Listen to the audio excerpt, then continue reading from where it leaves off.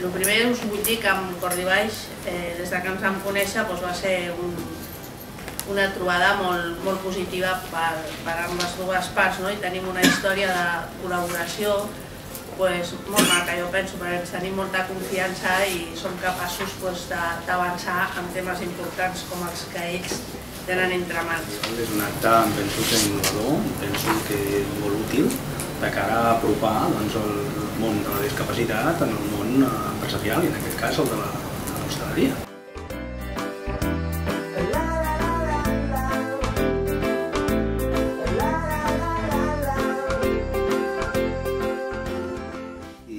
És molt gratificant per nosaltres, ens ajuden molt, som persones que estan molt involucrades en la seva feina.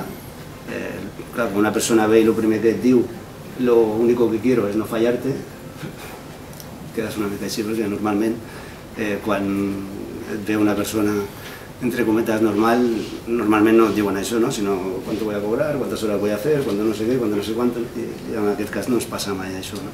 Inicialment el que voldríem és donar una petita valoració de la situació real que es poden trobar les empreses que contracten amb una persona amb una discapacitat des de la vertent més pràctica, més pragmàtica. És a dir, empreses que tenen més de 50 treballadors tenen l'obligació almenys de contractar el 2% de persones amb discapacitat.